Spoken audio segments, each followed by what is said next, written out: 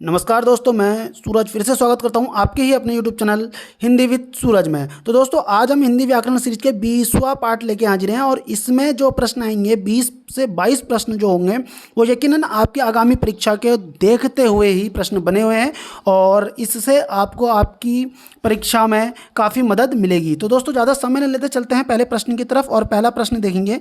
तो बेसिक शुरू के एक दो प्रश्न साहित्य के हैं, तो आप इनको देख के ये ना सोचें कि आपके एग्जाम में नहीं बनेंगे।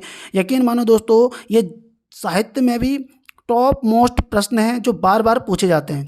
तो प्रश्न देखते हैं क्या बोल रहा है। आज इस पराजय की बेला में सिद्ध हुआ, झूठी थी अनिवार्यता भविष्य की, केवल कर्म सत्य है। मानव जो करता है इसी समय, उसी में निहित है भविष्य युग युग तक का। तो अंधायुग नाटक का उक्त संवाद किस अंक से उद्धृत है। तो दोस्तों, सबसे पहले देखो, हमारे परीक्षा में अंधायुग, देखो ये प्रवक्ता का भी बन सकता है, लेकिन ग्रुप सी में सिर्फ इतना बन जाएगा क्वेश्चन कि अंधायुग नाटक किसका है, कब का लिखा हुआ है। तो याद रखना 1955 का है। लिखा किसने था? धर्मवीर भारती ने। किसने लिखा था दोस्तों? ये धर्मवीर भारती ने लिखा था। धर्मवीर भारती का जन्म कब हुआ है? तो 1926 में हुआ है। ठीक है। और ये कैसा नाटक है? तो ये गीति नाट्य है। कैसा नाटक है दोस्तों? गीति नाट्य है। अब याद रखना, महाभारत की 18वें दिन से है ये। ठीक है, महाभारत के 18वें दिन से इसकी शुरुआत होती है और कृष्ण की मृत्यु तक ये चलता है। ठीक हो गया। और साथ ही साथ ये 5 अंकों में विभक्त है। तो ये बोल रहा है कि जो ये प्रश्न बना था कि आज इस पराजय की बेला में सिद्ध हुआ, झूठी थी अनिवार्यता भविष्य की, केवल कर्म सत्य है। मानव जो करता है इसी समय, उसी में निहित है भविष्य युग युग तक का। तो अंधायुग नाटक के उक्त संवाद किस अंक का? क्यों अंक कितने थे इसमें? 5 अंक थे ना, 5 अंक हैं। तो ये किसमें? कौरव नगरी में, पशु का उदय में, प्रभु की मृत्यु में, या गांधारी का शाप में। तो दोस्तों, इसका सही उत्तर क्या होने वाला है? इसका सही उत्तर हो जाएगा पशु का उदय। ठीक है। और ये जो लाइन बोलता है, ये जो लाइन है, मैं आपको बता भी देता हूँ, ये लाइन जो थी वृद्ध याचक की थी दोस्तों। किसकी थी? वृद्ध याचक की। ये परीक्षा में पूछा जा सकता है कि ये किसकी लाइन है? वृद्ध याचक की है। और 5 अंकों का क्रम हमेशा याद रखना। कौरव नगरी सबसे पहले, देखो कौरव नगरी, फिर आता है आपका पशु का उदय। क्या दूसरा जो अंक है? पशु का उदय। तीसरा क्या है? अश्वत्थामा का अर्धसत्य। ठीक है, अश्वत्थामा का अर्धसत्य। चौथे में क्या है? चौथे में आता है गांधारी का श्राप। किसका श्राप दोस्तों? गांधारी का श्राप। और 5वें में आता है विजय एक क्रमिक आत्महत्या। विजय एक क्रामक आत्महत्या। ये है प्रभु की जो मृत्यु है। ये लास्ट में एक दृश्य है, जो 8वां दृश्य है इसका, उसमें ये बात आती है। लेकिन अंक इतने 5 हैं, तो ये 5 अंक मैंने आपको बता दिए हैं और इसका आंसर सही है पशु का उदय में दोस्तों। ठीक है। अब बात करते हैं अगले प्रश्न की। दूसरा प्रश्न आ रहा है 25वां। मृगनयनी उपन्यास किस लेखक की रचना है दोस्तों? कौन सा? मृगनयनी। तो मैथिली शरण गुप्त, प्रेमचंद्र, जैनेन्द्र और वृंदावन लाल वर्मा। तो दोस्तों, इसका सही विकल्प क्या हो जाएगा? वृंदावन लाल वर्मा का ये मृगनयनी है। ये आपका 1928 या 1950, इन दो में से एक में ही होगा मृगनयनी। 1928 में या फिर 1950 का ही ये है। और वृंदावन लाल वर्मा की खासियत एक याद रखेंगे आप लोग। वृंदावन लाल वर्मा का अगर हम खासियत देखते हैं तो ये ऐतिहासिक उपन्यासकार हैं। ऐतिहासिक, ये ऐतिहासिकता ज़्यादा लिखते हैं। ठीक है, इस चीज़ को जरा सा आप लोग याद रखेंगे। ठीक है। अब बात करते हैं आगे। 26वां प्रश्न आ रहा है। अच्छा, अगर इनके जन्म तो हमारे यहाँ पे बनते नहीं है ना, जन्म बनते हैं। तो दोस्तों, वृंदावन लाल वर्मा का जो मृगनयनी है ये 1950 की ही है दोस्तों। ठीक है, 1950 का ही है। और वृंदावन लाल वर्मा का और प्रेमचंद का जन्म आप देखेंगे, प्रेमचंद का जन्म कब है? 1980 का है। ठीक है। और वृंदावन लाल वर्मा का जन्म जब हम बात करते हैं तो 89 का है। जैनेन्द्र का जन्म कब है? 1905 का है। और मैथिली शरण गुप्त का 1886 का है। तो दोस्तों, इनके जन्म भी मैंने आपको बता दिए हैं, जो बहुत महत्वपूर्ण हो सकते हैं। अगला प्रश्न आ रहा है 26वां प्रश्न। विश्वनाथ प्रसाद मिश्र निम्नलिखित में से किस उपन्यास का पात्र है? विश्वनाथ प्रसाद। दीर्घ तपा, कितने चौराहे, मैला आंचल, परिकथा। तो दोस्तों, इसका सही उत्तर हो जाएगा ऑप्शन सी, मैला आंचल। और मैला आंचल बहुत बहुत बहुत महत्वपूर्ण उपन्यास है। क्यों उपन्यास है? यहाँ से आंचलिक उपन्यास की शुरुआत होती है। आंचलिक उपन्यास, आंचलिक उपन्यास क्या होते हैं दोस्तों? याद रखना, जिसमें किसी अंचल को सेंटर में रखा जाता है। मध्य में अंचल मतलब किसी लोकेशन की, किसी क्षेत्र की विषय में जब उपन्यास होता है। जैसे कि कोई नाटक उपन्यास लिखते हैं तो उसमें पात्र को हम नायक रखते हैं, लेकिन उसमें पात्र नायक ना होकर स्थान क्षेत्र नायक होता है, उसी को बोलते हैं आंचलिक उपन्यास। तो आंचलिक उपन्यास से शुरुआत होती है किससे? मैला आंचल से। और ये कब का है? 1954 का है। मैला आंचल कब का है? 1954 का है ये। फणीश्वर नाथ रेणु का था। ठीक है दोस्तों, किसका है ये? फणीश्वर नाथ रेणु का उपन्यास है। इस को जरा सा याद रखना, ठीक है। और बिहार का अगर हम बात करते हैं तो बिहार में ये मैला आंचल बिहार में एक जगह थी, पूर्णिया जिला है, ऐसी कुछ है इसका, जिसका जहाँ का ये अंचल है दोस्तों, जिस यहाँ की ये कहानी है। ठीक है, बिहार का मैरीगंज हो सकता है, मेरीगंज है, मेरीगंज। ठीक है, मेरीगंज है। अगला प्रश्न आ रहा है, 27वां प्रश्न आ रहा है दोस्तों। विदग्ध होके कण धूलि राशि का तपे हुए लोह कणों समान था। उक्त पद में अलंकार है। विदग्ध होके कण धूलि राशि का तपे हुए लोह कणों समान था। उक्त पद में अलंकार है अनुप्रास, यमक, श्लेष, उपमा। तो दोस्तों इसका सही उत्तर क्या जाएगा? उपमा अलंकार इसमें है दोस्तों। ठीक है, और याद रखना उपमा अलंकार को समझने के लिए क्या बोलते हैं? उपमा, जिसमें उपमा दी जाती है, ठीक है, जिसमें उपमा दी जाती है वही क्या होते हैं? उपमा अलंकार कहलाते हैं। आगे बढ़ते हैं, 28वां प्रश्न। आज बहुत पानी गिरा वाक्य है। आज बहुत पानी गिरा साधारण वाक्य, मिश्र वाक्य, संयुक्त वाक्य, उपवाक्य। तो दोस्तों इसका सही आंसर हो जाएगा ऑप्शन ए, साधारण वाक्य। ठीक है, संयुक्त तो होगा नहीं क्योंकि सिंपल सा वाक्य है। आज बहुत पानी गिरा साधारण वाक्य है। अगला प्रश्न आ रहा है, निम्नलिखित में कौन से नाटक प्रेमचंद्र द्वारा रचित हैं? डिक्टेटर, संग्राम, बड़े खिलाड़ी, प्रेम की वेदी। तो दोस्तों इसका सही उत्तर क्या हो जाएगा? अब ये क्या बोल रहा है? देखो नाटक, जरा सा याद ध्यान रखना क्या बोल रहा है? नाटक, डिक्टेटर, संग्राम, बड़े खिलाड़ी और प्रेम की वेदी। तो इसका सही उत्तर क्या हो जाएगा दोस्तों, बताएंगे? ऑप्शंस ए इसका राइट आंसर हो जाएगा, बी और डी। ठीक है, नाटक, संग्राम, प्रेम की वेदी, ये सब क्या इनके नाटक हैं। आगे बढ़ते हैं, 30वां प्रश्न है, जो न होत जग जन्म भरत को, सकल धर्म धुर धरनी धरत को। उपरोक्त पंक्तियाँ किस छंद में हैं? जो ना होत जग जन्म भरत को, सकल धर्म धुर धरनी धरत को। तो दोस्तों सबसे पहले एक चीज़ समझ लो जरा सा, देखो 2, 1, 3, 4, 5, 6, 7, 8, 9, 10, 11, 12, 13, 14, 15, 16 मात्राएं निकल के आ गई। अब 16 मात्रा किस में होती है आप सभी को पता होगा, चौपाई छंद में होती है। तो इसका आंसर क्या हो जाएगा? ऑप्शन डी इसका राइट आंसर हो जाएगा।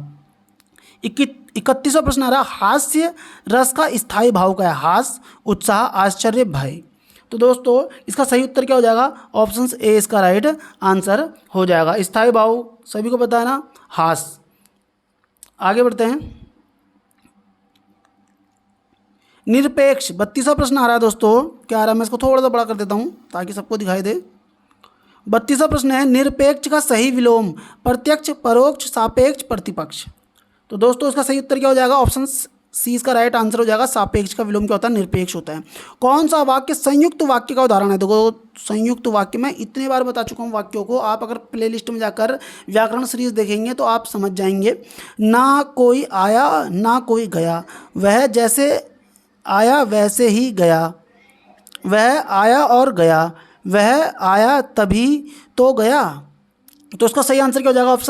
इसका ऑप्शन सही सी इसका राइट आंसर हो जाएगा। और आ गया, और जहाँ पे क्या होता है, देखो एक संयुक्त वाक्य को समझने के लिए जब 2 या 2 से अधिक मिश्र वाक्य हो जाए, एक मिश्र वाक्य एक सरल वाक्य या 2 अलग अलग वाक्य जुड़ते हैं, तो वहाँ पे क्या होता है? संयुक्त वाक्य होता है। मिश्र वाक्य को समझने के लिए जो एक मुख्य वाक्य हो गया, दूसरा वाक्य जो होगा वो कहीं ना कहीं उस पर आश्रित होगा, वो उस पर जुड़ा होगा, उससे जुड़ा होगा, वो होगा मिश्र वाक्य। जो जुड़ा नहीं होता, अलग अलग वाक्य होते हैं, वहाँ पे संयुक्त वाक्य होते हैं दोस्तों।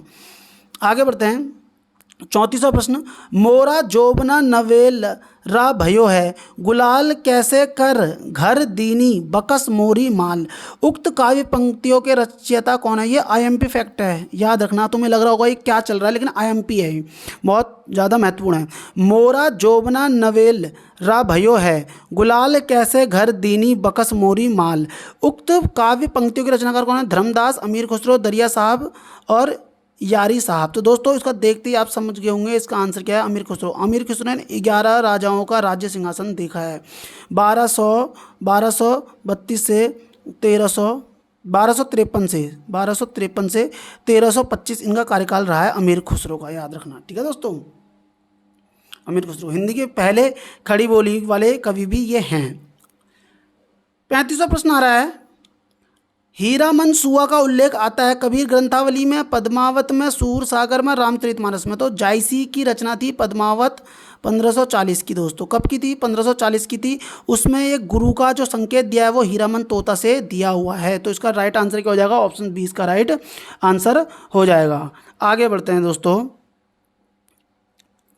ये आया देखो बहुत बेहतरीन प्रश्न 36वां। उत्तराखंड लोक साहित्य कितने प्रकार का माना जाता है? 6, 7, 8, 9।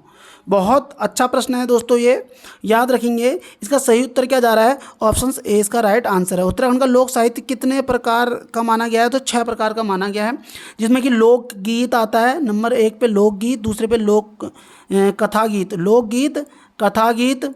तीसरे पे आता है लोक कथाएँ। चौथे पे आता है कथाएँ। पाँचवें में आता है लोकोक्तियाँ। छठे में आता है पहेलियाँ और अन्य रचनाएँ। तो दोस्तों उत्तराखंड का लोक साहित्य कितने प्रकार से माना गया है? तो 6 प्रकार से माना गया है। आगे बढ़ते हैं। 37वां प्रश्न आ रहा है। सबसे पहले भारत में किसने प्रिंटिंग प्रेस की स्थापना की थी? पुर्तगालियों ने, अंग्रेजों ने, डचों ने या फ्रांसीसियों ने? तो दोस्तों उसका सही आंसर क्या हो जाएगा? पुर्तगालियों ने। इसका आंसर ऑप्शन सी, इसका ऑप्शन ए, सॉरी माफ़ी चाहूँगा, ऑप्शन ए इसका एकदम सही आंसर होगा दोस्तों। 38वां प्रश्न आ रहा है। उत्तराखंड के प्रश्न बहुत ज़्यादा पूछे जा रहे हैं साहित्यकार से। तारा दत्त गैरोला का एक प्रसिद्ध है गायक, चित्रकार, कवि, वकील। तो तारा दत्त गैरोला क्या है दोस्तों? आप सभी समझ चुके होंगे। इसका सही उत्तर क्या हो जाएगा? Option D. देखो इसमें सबसे ज़्यादा लोग कवि में जाएंगे, लेकिन तारा दत्त गैरोला क्या है दोस्तों? वकील हैं। ठीक है, हालांकि वकील के साथ लेखक और ऑडिटर भी थे ये, लेकिन मुख्य रूप से आप समझ के चलेंगे कि वकील थे। आधुनिक गढ़वाली कविता को तैयार करने में महत्वपूर्ण भूमिका भी इन्होंने निभाई, तारा दत्त गैरोला ने। ठीक है, और गढ़वाली कवितावली इनके द्वारा संपादित पहली गढ़वाली कविता है। तो पहली गढ़वाली कविता तारा दत्त गैरोला की। देखो पहली गढ़वाली कविता कौन सी है? याद रखना, गढ़वाली कवितावली, गढ़वाली कवितावली। गढ़वाली में प्रकाशित होने वाली पहली गढ़वाली कविता है गढ़वाली कवितावली। किसकी है? तारा दत्त गैरोला की, जो कि क्या थे? वकील थे। अब आ रहा 39वां प्रश्न। किस क्रमांक में सघोष व्यंजन है?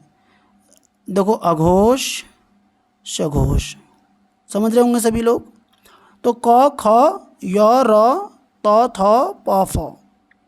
देखो भैया, प फ तो कहीं से हो नहीं सकता, क ख हो नहीं सकता, त थ, त और थ शुरू में गड़बड़ हो जाएगा, क्योंकि शुरू में तो अघोष होते हैं सब। पूछ रहा है सघोष, तो इसका आंसर होगा य और र।